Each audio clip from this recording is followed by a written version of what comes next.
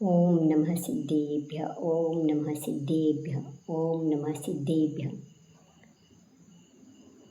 ಸ್ವಯಂಭೂ ಸ್ತೋತ್ರದ 3ನೇ ಶ್ಲೋಕ. ಅದಕ್ಕೆ ಮುಂಚೆ ಮೊದಲನೇ 2 ಶ್ಲೋಕಗಳನ್ನ ಹೇಳೋಣ.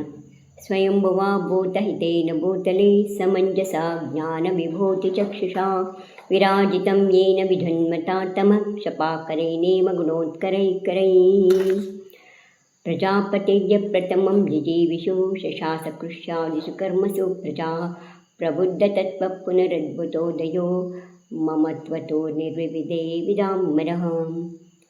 ವಿಹಾಯ ಯಃ ಸಾಗರವಾರಿವಾಸಸಂ ವಧೂಮಿವೇವಾಂ ವಸುಧಾ ವಧೂಂ ಸತಿಂ ಮುಮುಕ್ಷುರಿಕ್ಷ್ವಾಕುಕುಲಾದಿರಾತ್ಮವಾನ್ ಪ್ರಭುಃ ಪ್ರವ್ರರಾಜ ಸಹಿಷ್ಣುರಚ್ಯುತಃ. ವಿಹಾಯ ಯಃ ಸಾಗರವಾರಿವಾಸಸಂ ವಧೂಮಿವೇವಾಂ ವಸುಧಾ ವಧೂಂ ಸತಿಂ ಮುಮುಕ್ಷುರಿಕ್ಷ್ವಾಕುಕುಲಾದಿರಾತ್ಮವಾನ್ ಪ್ರಭುಃ ಪ್ರವ್ರರಾಜ ಸಹಿಷ್ಣುರಚ್ಯುತಃ. ವಿಹಾಯ ಯಃ ಸಾಗರವಾರಿವಾಸಸಂ ವಧೂಮಿವೇವಾಂ ವಧೂಂ ಸತಿಂ ಮುಮುಕ್ಷುರಿಕ್ಷ್ವಾಕುಕುಲಾದಿರಾತ್ಮವಾನ್ ಪ್ರಭುಃ ಪ್ರವ್ರರಾಜ ಸಹಿಷ್ಣುರಚ್ಯುತಃ. ವಿಹಾಯ ಯಃ ಸಾಗರವಾರಿವಾಸಸಂ ವಧೂಮಿವೇಮಾಂ ವಸುಧಾಂ ವಧೂಂ ಸತಿಂ ಮುಮುಕ್ಷುರಿಕ್ಷ್ವಾಕುಕುಲಾದಿರಾತ್ಮವಾನ್ ಪ್ರಭುಃ ಪ್ರವ್ರರಾಜ ಸಹಿಷ್ಣುರಚ್ಯುತಃ.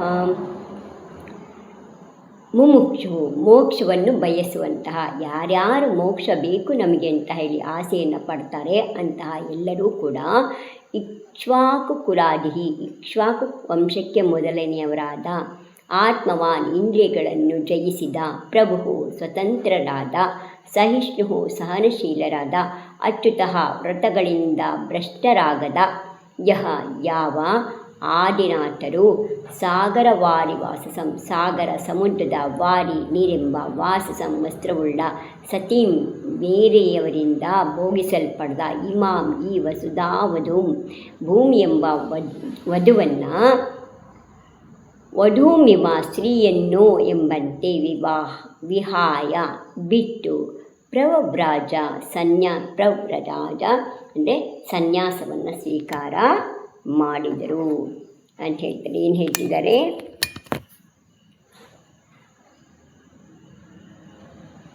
ಯುಗದ ಆದಿಯಲ್ಲಿ ಋಷಭನಾಥ ತೀರ್ಥಂಕರು ಸಮಗ್ರ ಭರತ ಕ್ಷೇತ್ರವನ್ನು ಆಳಿದರು. ಆವಾಗ ಇನ್ನೂ ಈ ಭೂಮಿಯನ್ನು ಯಾರು ಅವರೇ ಮೊದಲನೇ ರಾಜ ಈ ಭೂಮಿಗೆ. ಆದ್ದರಿಂದ ಅವರನ್ನು ಮೊದಲೆಂದೂ ಭೋಗಿಸದ ಅಂತ ಹೇಳಿದ್ದಾರೆ.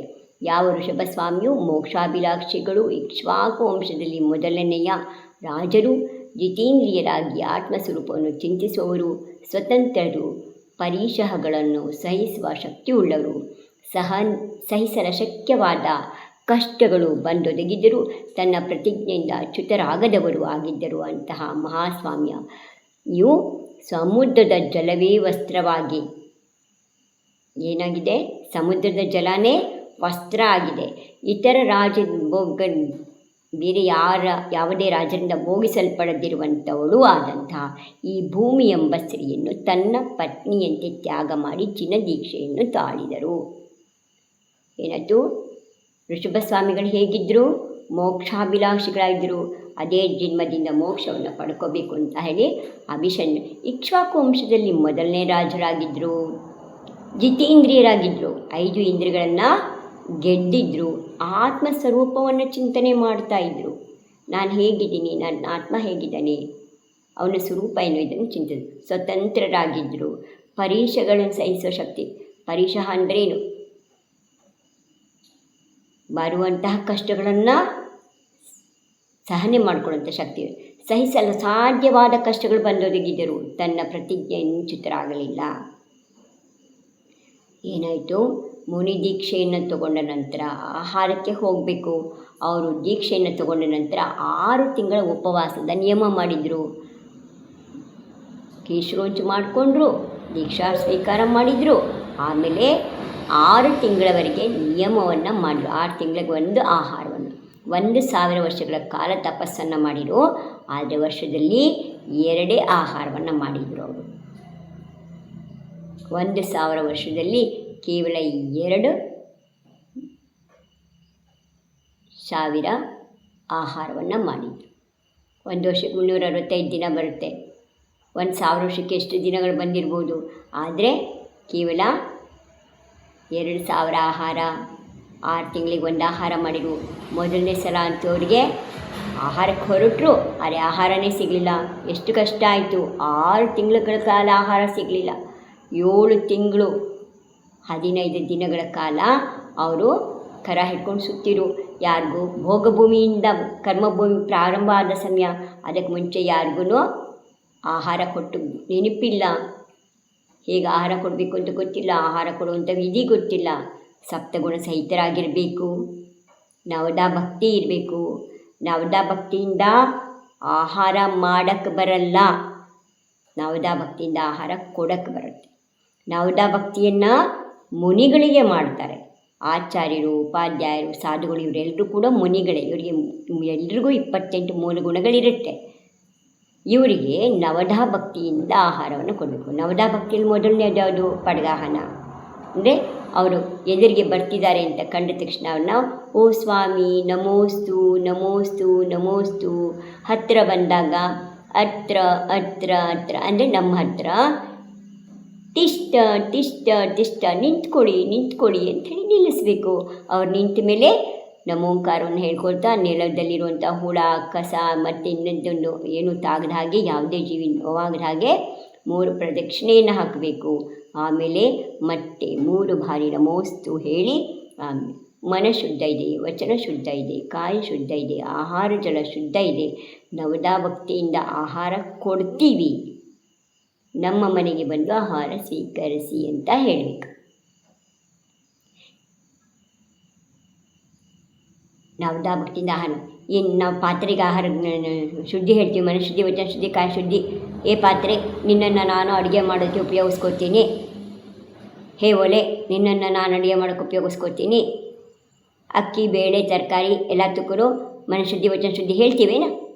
ಮತ್ತು ಆಹಾರ ಹೇಗೆ ಮಾಡೋಕ್ಕೆ ಸಾಧ್ಯ? ಆಹಾರ ಮಾಡೋಕ್ಕಾಗಲ್ಲ, ನವದಾ ಭಕ್ತಿ ಮಾಡೋಕ್ಕಾಗಲ್ಲ.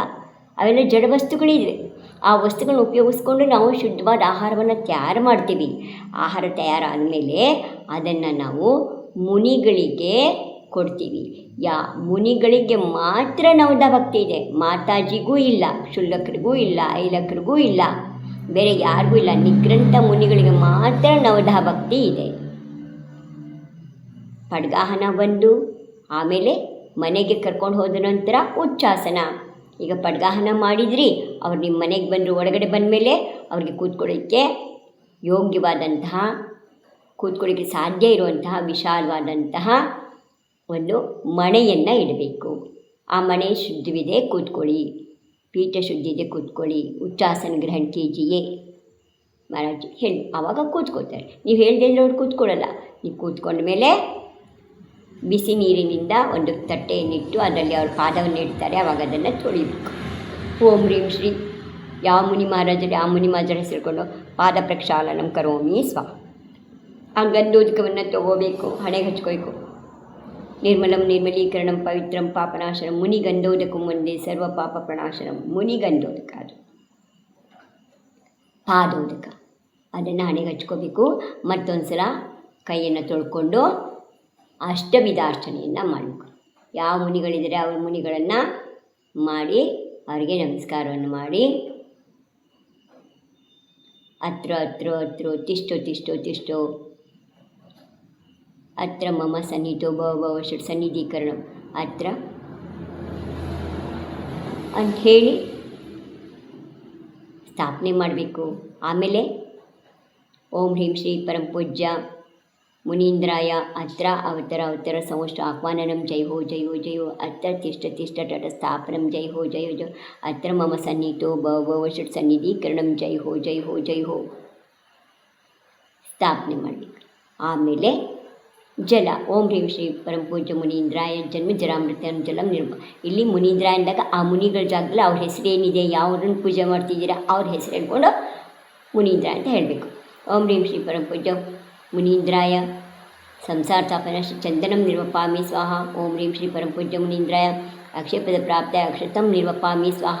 ಓಂ ಹ್ರೀಂ ಶ್ರೀ ಮುನೀಂದ್ರಾಯ ಕಾಮಬಾಣದಂಸನಾಯ ಪುಷ್ಪಂ ನಿರ್ವಪಾಮಿ ಸ್ವಾಹ. ಓಂ ಹ್ರೀಂ ಶ್ರೀ ಮುನೀಂದ್ರಾಯ ಕ್ಷುಧಾರೋಗ ವಿನಾಶನ ನೈವೇದ್ಯಂ ನಿರ್ವಪಾಮಿ ಸ್ವಾಹ. ಓಂ ಹ್ರೀಂ ಶ್ರೀ ಮುನೀಂದ್ರಾಯ ಮೋಹಾಂಧಕಾರ ವಿನಾಶನ ದೀಪಂ ನಿರ್ವಪಾಮಿ ಸ್ವಾಹ. ಓಂ ಹ್ರೀಂ ಶ್ರೀ ಮುನೀಂದ್ರಾಯ ಅಷ್ಟಕರ್ಮದಹನ ಧೂಪಂ ನಿರ್ವಪಾಮಿ ಸ್ವಾಹ. ಓಂ ಹ್ರೀಂ ಶ್ರೀ ಮುನೀಂದ್ರಾಯ ಮಹಾಮೋಕ್ಷ ಫಲಪ್ರಾಪ್ತ ಫಲಂ ನಿರ್ವಪಾಮಿ ಸ್ವಾಹ.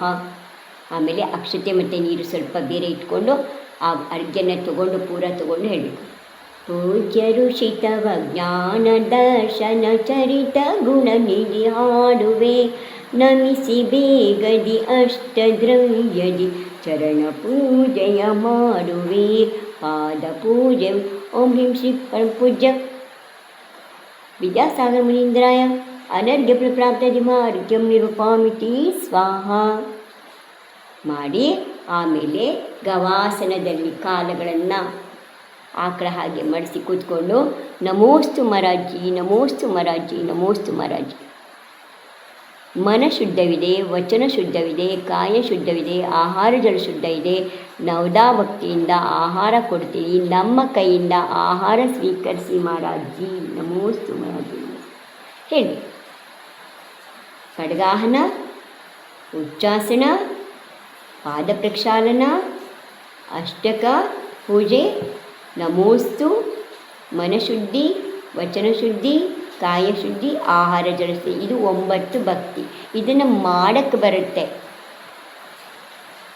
ಆದರೆ ನವದಾ ಭಕ್ತಿಯಿಂದ ಆಹಾರ ಮಾಡೋಕ್ಕೆ ಬರಲ್ಲ, ನವದಾ ಭಕ್ತಿಯಿಂದ ಆಹಾರ ಕೊಡೋಕ್ಕೆ ಬರುತ್ತೆ.